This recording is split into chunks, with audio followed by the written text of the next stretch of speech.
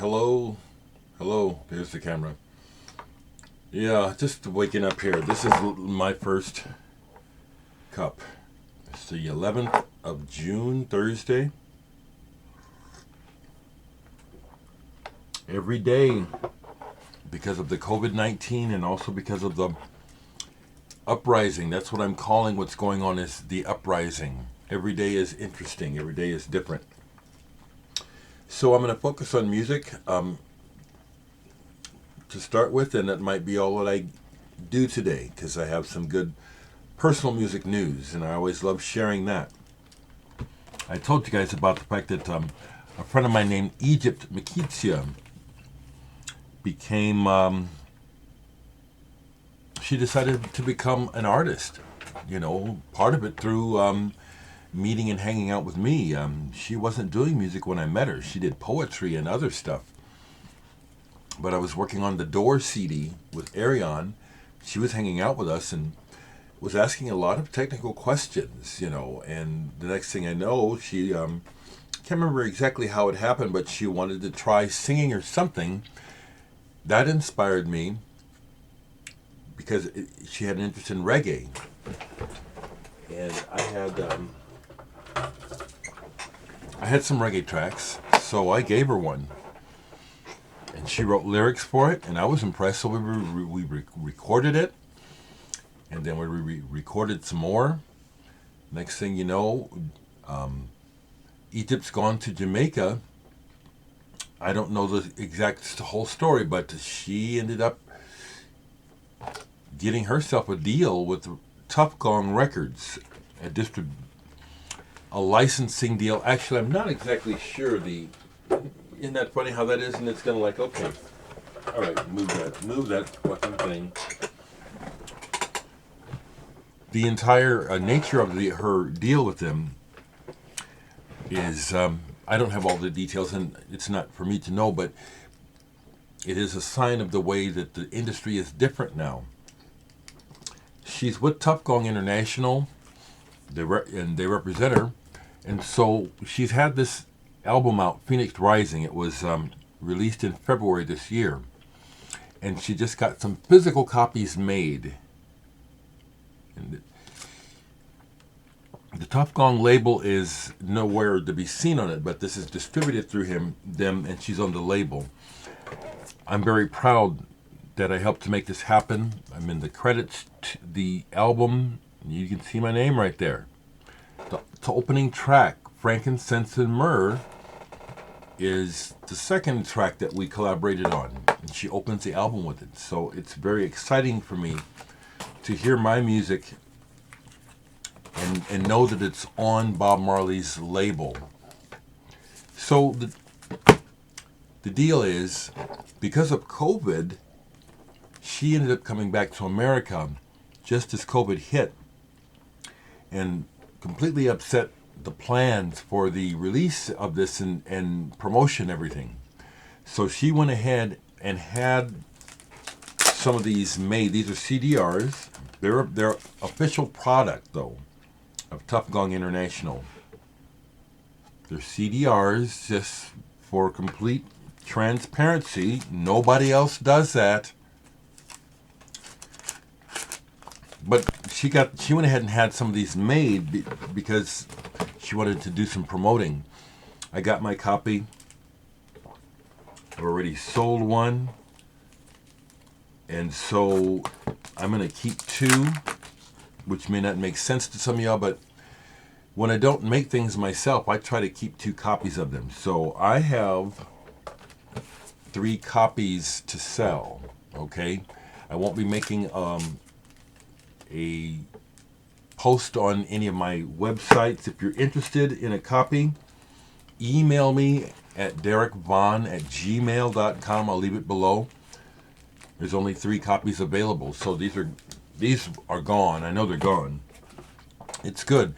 Now, you know what's also weird is this contains music that I wrote, and I can't play it for you now because of legalities, copyrights and all that. It's, the business of the music business really stinks to me. But that's, to me, exciting. Very happy to share that with you. Egypt. Get your copy. Also, she's already shot a full income, I guess you would call it, promotional video for Paycheck, the first single on the album. The plan is, Paycheck is the single, and it's on YouTube via Reggaeville. I'll leave a link. Beautiful, beautiful video. But the next single she has plans to release is my song, Frankincense and Myrrh. There's another one of my songs on here too. Very exciting. She also inspires me because she's made a lot happen in a short amount of time. She hasn't been in the business but a couple of years, and she's already aligned with a fairly major label and doing all kinds of things. I'm very proud of her.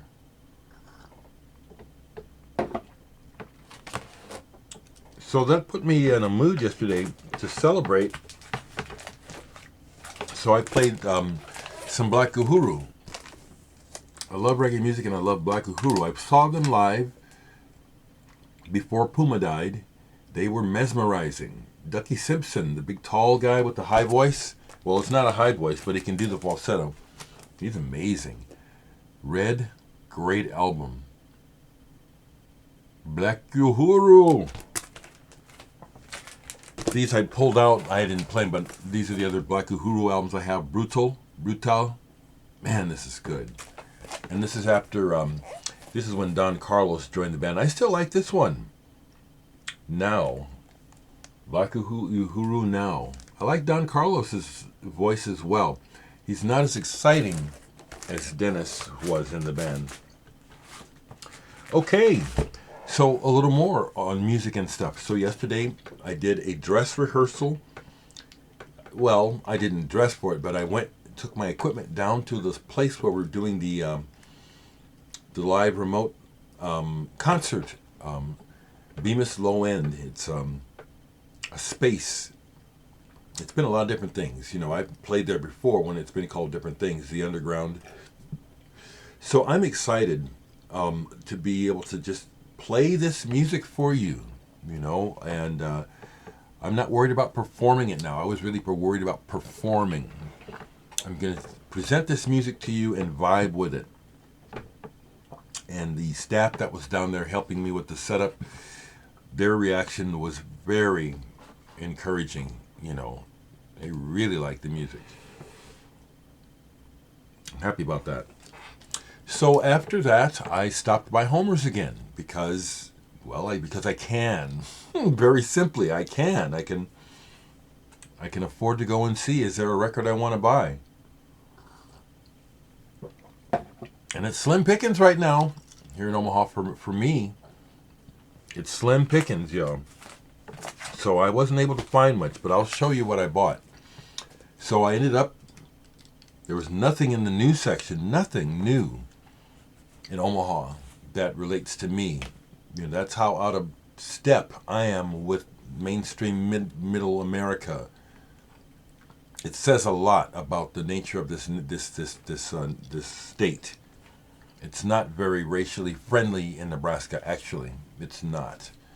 Not from the state's point of view. From individuals' point of views, there's a lot of beautiful people here, but Nebraska is not welcoming. So anyway. This has probably been down there in their used section for decades, because I can remember flipping over it, you know, and I haven't looked in their used records forever. But this was only $5, and I finally bought it because I, you know, realized what it is, although I know it's not something I'm going to really dig. Creation used to be called Blues Creation, Japanese band. This is the Japanese pressing, okay? This is a mixture of jazz funk and light jazz rock. But it's Japanese pressing, and it was only $5, and it was like, man, I gotta buy something, you know. And it really did get to that. So that was cool. But now there was a neat surprise in here, although it's like it's not much I can do with it. But inside is the insert for a Count Buffalo's album, and I still don't have any Count Buffalo's records.